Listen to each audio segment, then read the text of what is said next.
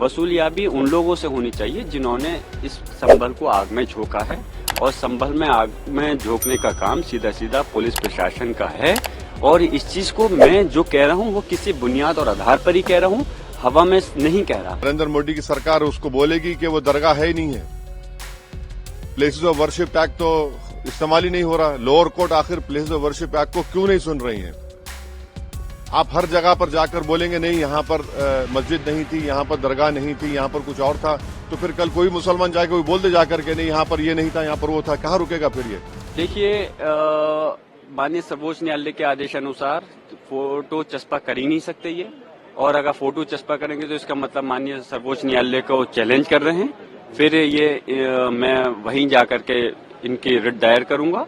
और जहां तक वसूलियाबी की बात है, वसूलियाबी उन लोगों से होनी चाहिए जिन्होंने इस संभल को आग में झोंका है, और संभल में आग में झोंकने का काम सीधा सीधा पुलिस प्रशासन का है।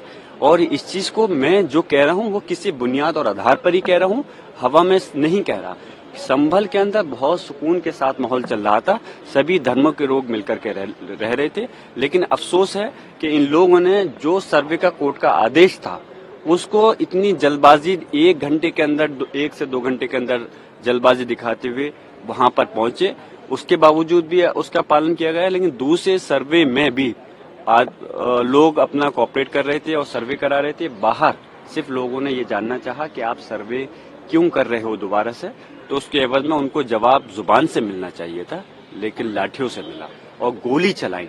तो मैं यही चाहता हूं कि इस प्रकार की घटनाएं, अब संभल के बाद में ये लोग अजमेर शरीफ पहुंच के कब तक कहां जाकर के रुकेंगी? ये क्या चाहते हैं? ये इस प्रदेश और देश के साथ में क्यों खिलवाड़ कर रहे हैं उसके कानून के साथ? माननीय सर्वोच्च न्यायालय को उसमें संज्ञान, मैंने भी रिट दायर कर रहा हूं इस मामले में माननीय सर्वोच्च न्यायालय के अंदर, और मैं ये मांग करता हूं कि इस पे जरूर रोक लगनी चाहिए, जिससे कि हमारे प्रदेश और देश का माहौल और जो एकता है वो कायम रह सके और इसका विकास हो सके। बर्क साहब, आप कह रहे हैं कि सुप्रीम कोर्ट का आदेश का उल्लंघन होगा। 250 तस्वीरें जारी कर दी गई हैं और जिसमें तस्वीरें जाते हुए दिखाया गया है। एक विजुअल ऐसा भी है जिसमें हथियार भी एक शख्स के हाथ में। अच्छा, मैं आपसे जानना चाहता हूं, जो ये पुलिस के अधिकारी और प्रशासनिक अधिकारी हैं, आपने ये देखा होगा, इन्होंने कहा था कि हमने गोली नहीं चलाई। उसके बाद में जब इनकी वीडियो वायरल हुई तो आपको ये भी दिखा कि इस प्रकार ये गोली चलाते हुए नजर आ रहे हैं। उसके बाद में जब इनके अपने झूठे साबित हो गए तो इन्होंने इसको रुख को मोड़ना चाहा। इन्होंने कहा कि वो जो है आपस की लड़ाई है। फिर उसके बाद में आपस की लड़ाई के बाद में फिर वहां का अधिकारी कह रहा है कि हाँ, वहां के जाहिल हम पे गोली चलाएंगे तो हम क्या देखेंगे, मरेंगे, मारेंगे। तो मैं ये चाहता हूँ कि कोई भी जनता का ऐसा वीडियो आपको नहीं मिलेगा जिसके पास में कोई हथियार हो, कोई गोली चला रहा हो। तो इसलिए इसकी रिकवरी भी, जो नुकसान हुआ है सरकारी प्रॉपर्टी का और प्राइवेट प्रॉपर्टी का, उसकी वसूलियाबी इन पुलिस के अधिकारियों से होनी चाहिए। 800 साल से दरगाह है ख्वाजा अजमेरी की। 800 साल उस दौर में मुगलों ने हुकूमत की, बादशाह अकबर ने वहां पर बहुत कुछ तामीर करवाया। फिर मुगल खत्म हुए, मराठाओं का राज शुरू हुआ। फिर मराठा के बाद उन्होंने अजमेर को 18,000 रुपये में अंग्रेजों को बेच दिया। 1911 में क्वीन एलिजाबेथ आई तो वहां पानी का हाउस बनवाया। नेहरू से लेकर जितने प्रधानमंत्री बने वो वहां पर चादर भिजाते हैं। आप बताइए क्या करना चाह रहे हैं लोग? आखिर क्यों इतनी नफरत पैदा कर दिए बीजेपी आरएसएस वाले मस्जिद दरगाहों के ताल्लुक से? प्रधानमंत्री नरेंद्र मोदी खुद चादर भिजाते हैं। अब बताइए उस पर क्या बोलेंगे वो? उन्होंने मिनिस्ट्री ऑफ माइनॉरिटी अफेयर्स को पार्टी बनाया तो नरेंद्र मोदी की सरकार उसको बोलेगी कि वो दरगाह है ही नहीं है। प्लेसेस ऑफ वर्शिप एक्ट तो इस्तेमाल ही नहीं हो रहा। लोअर कोर्ट आखिर प्लेसेस ऑफ वर्शिप एक्ट को क्यों नहीं सुन रही है?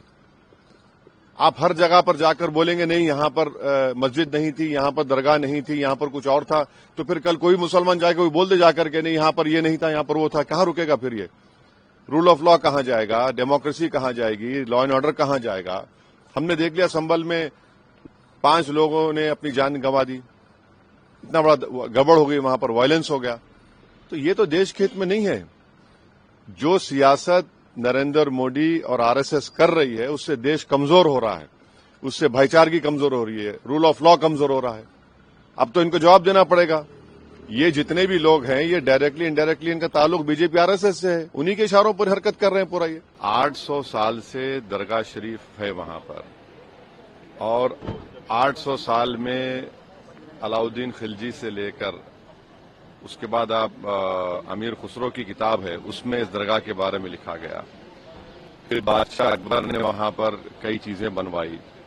फिर मुगलों का दौर जब खत्म हुआ तो मराठाओं का दौर शुरू हुआ। फिर मराठाओं का दौर जब कमजोर पड़ गए मराठा, तो 18,000 रुपये में उन्होंने अंग्रेजों को बेच दिया। उस वक्त भी कई, जैसे जयपुर का रॉयल फैमिली है, उन्होंने 40,000 का सिल्वर पेश किया दरगाह के लिए, खिदमत की दरगाह की। देश के हर प्रधानमंत्री उर्स के दौरान वहां पर चादर बिछाते हैं। हमारे पड़ोस में जो 2 ममालिक हैं, कंट्रीज हैं, उनका ऑफिशियली डेलीगेशन वहां पर जाता है। जो इंडियन डायस्पोरा है सारी दुनिया में, वो वहां पर अकीदत रखते हैं, आते हैं सुल्तान हिंद के पास। आज अचानक आप ये हरकत कर रहे हैं। तो सलीम चिश्ती की दरगाह नहीं है रहमतुल्लाह अलैह की, और ख्वाजा गरीब नवाज की दरगाह नहीं है। कहाँ रुकेगा बताइए? ये प्लेसेस ऑफ वर्शिप एक्ट 91 का क्या होगा? क्या अब डीवाईसी चंद्रचूड़ तो अब तो नहीं है, सीजीआई, क्या उनको अब ख्याल आ रहा है कि अगर वो इसको रोक देते? राम मंदिर के जजमेंट में उन्होंने प्लेस ऑफ वर्शिप एक्ट को, जजेस ने कहा कि ये बेसिक स्ट्रक्चर का हिस्सा है। बाद में सीजीआई ने खामोश हो गए जब चंद्रचूड़ थे। अब चंद्रचूड़ अपनी लेगेसी को प्रोटेक्ट करने के लिए हर जगह मीडिया चैनल बैठकर इंटरव्यू दे रहे हैं। उन्होंने देखा क्या कर दिया उन्होंने। ये आपने देखा संभल में क्या हुआ, 5 लोगों की, मासूम लोगों की मौत हो गई। अब भारत सरकार को पार्टी बनाया गया, मिनिस्ट्री ऑफ माइनॉरिटी अफेयर्स को, एएसआई को। अब नरेंद्र मोदी की सरकार क्या वो कहेगी जिस पर नरेंद्र मोदी ने अपनी चादर बिछाई है बहैसियत प्रधानमंत्री, कि वो दरगाह है नहीं है? एएसआई क्या बोलेगा? ये पूरा देश को डिस्टेबलाइज करने के लिए, और ये देश के हित में नहीं, हम बार बार आपको कह रहे हैं। ये जो ताकतों का ये जो लोग हैं, इनका डायरेक्टली इनडायरेक्टली ताल्लुक बीजेपी आरएसएस से है, इसे कोई डिनाई नहीं कर सकता। दिल्ली से लॉयर्स को लाकर आपने ये केस डाला है, और आप 800 साल से दरगाह है, इसको बोल रहे दरगाह नहीं है। तो फिर क्या होगा फिर देश में? क्या कोई खामोश बैठ जाएगा? अब कल कोई मुसलमान जाके बोलेगा नहीं ये वर्शिप की जगह नहीं है, किसी और की, मेरी है। देश चलेगा तो संविधान से चलेगा, रूल ऑफ लॉ से चलेगा, लॉ एंड ऑर्डर मेंटेन होगा नहीं होगा, ये सब चीजें हैं। इसको तो नरेंद्र मोदी को डायरेक्टली जवाब देना पड़ेगा देश को, कि आप इन लोगों को रोकेंगे नहीं रोकेंगे। बिल्कुल, जो 5 लोग लॉ एंड ऑर्डर के फेल होने की वजह से इतने सारे पुलिस के सामने 5 लोगों की, 7 लोगों की जो जाने गई हैं, उसका हर्जाना कौन देगा? उसका भी तो किसी को जिम्मेदारी बनती है।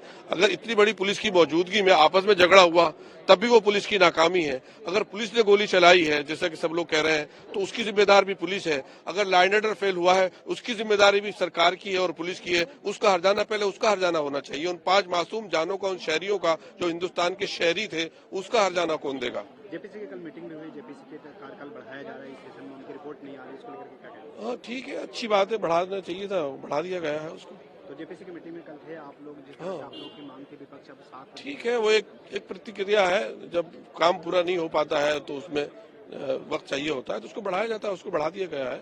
इसके लिए शुक्रिया। सरकार के लोग कह रहे हैं कि जेपीसी बहुत सारे वक्त में प्रॉपर्टी ऐसी है जिनको कब्जा कर रखा है, इसलिए कानून आना जरूरी है ताकि उस प्रॉपर्टी को हम बचा सकें। सरकार ने बहुत सी जगहों पर वक्त की संपत्तियों पर कब्जा कर रखा है। 160 प्रॉपर्टियां तो खुद दिल्ली में है जिन पर सरकार का कब्जा है। सरकार उस कब्जे को छोड़े। दिल्ली के अंदर गैंग वॉर, दिल्ली के अंदर गैंग रेप, दिल्ली के अंदर महिला का रेप करके सड़क पे घसीट के मार देना, हत्या करना, व्यापारियों को गोली मार के वसूली करना, डकैती, लूट, इतनी अपराध की पराकाष्ठा हो गई है कि आज देश की राजधानी अपराध की राजधानी बन गई है। और इसलिए जब कल एक नौजवान को चाकुओं से गोद के मार दिया गया, उस पर संवेदना व्यक्त करने जाते हैं केजरीवाल जी, तो भारतीय जनता पार्टी के सांसद अपने लोगों को लेके वहां हल्ला कर रहे हैं, गुल्ला कर रहे हैं। ये इनकी संवेदनशीलता है दिल्ली को लेके। तो इसलिए मैं 267 का मैंने नोटिस भी दिया था। मैं मांग करता हूं भारत की सरकार से कि सदन में दिल्ली की कानून व्यवस्था के ऊपर चर्चा कराई जाए, जहां प्रधानमंत्री रहते हैं, अमित शाह जी रहते हैं, इतने सांसद रहते हैं, इतने विदेशों के, बहुत सारे देशों के यहाँ पे राजदूत रहते हैं। तो आप दिल्ली को ही अगर सुरक्षित नहीं रख पा रहे हैं तो देश को कैसे सुरक्षित रखें? इसलिए इस पे सदन में चर्चा होनी चाहिए। और भारतीय झगड़ा पार्टी बन गई है बीजेपी पूरे हिंदुस्तान में। इनसे न रोजगार दिया जा रहा है, न महंगाई कम की जा रही है, न किसानों के फसल का दाम ये दे सकते हैं, ये सिर्फ झगड़ा करा सकते हैं। सर एक सुबह की घटना हुई है बिजवासन में, ईडी की टीम पर अटैक हुआ है, क्या कहना चाहेंगे उस पर? मुझे उस घटना के बारे में जानकारी नहीं, अभी तो मैं सदन से बाहर आ रहा हूँ।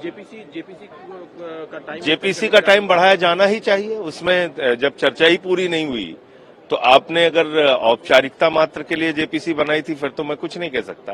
अगर वास्तव में चर्चा के लिए बनाई थी तो अभी तो चर्चा पूरी नहीं हुई। 700 पेजों पे मिनिस्ट्री ने जवाब नहीं दिया है, बिना कोरम के टूर हुआ है, 3 स्थानों के टूर कैंसिल हुए हैं, तो वो सब तो पूरा करना पड़ेगा ना।